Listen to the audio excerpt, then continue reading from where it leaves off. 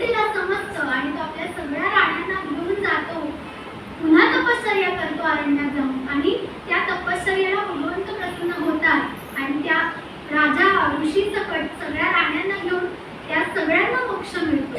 तात्पर्य काय? एक इच्छा संपली की दुसरी इच्छा आहे. म्हणून आपण करायचं काय? आपण सामान्य आहोत. मीही काही फार वेगळी नाही. मी तुमच्यापेक्षा कदाचित एक पाऊल पुढे असेल. ही इच्छा झाली की त्या क्षणी दुसरी इच्छा सुद्धा होते. तुमची पुढच्या क्षणाला होत असेल, माझ्या एका क्षणाला 2-4 इच्छा होतात. मग आपण काय करायचं? सुरेश भटांची एक गझल आहे फार प्रसिद्ध. गुंतुनी गुंत्यात साऱ्या पाय माझा मोकळा. भगवंत गीतेत तेच सांगतात, सगळ्यात राहा, सगळ्यात राहूनही तो क्षण पूर्ण झाला की त्या क्षणापासून अलिप्त हो.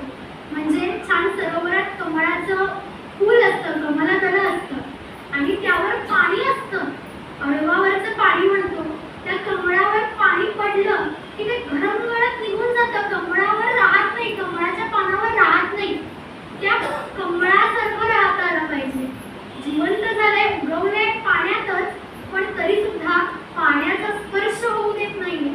त्याचप्रमाणे प्रपंचातच राहायचंय, पण प्रपंचात राहूनही या प्रपंचात गुंतायचं नाहीये. या देहाचं सार्थक करायचंय.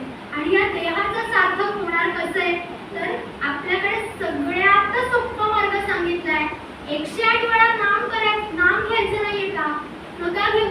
गोंदवलेकर महाराजांचं फार प्रसिद्ध वाक्य आहे, तुम्ही नुसतं आरेला कारे जरी केलत ना, तरी तुम्ही नामाने तुमच्या पुण्याने कमवलेलं जे जे पुण्य पदराशी घेतलंय ते एका क्षणात नष्ट होणार.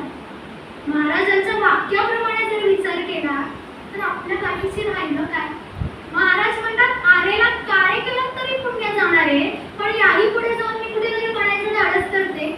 शाब्दिकरित्या, शारीरिकरित्या नाही हो, मनात दुसऱ्याबद्दल वाईट चिंतो नकळतपणे. त्याचं काय? असं जर झालं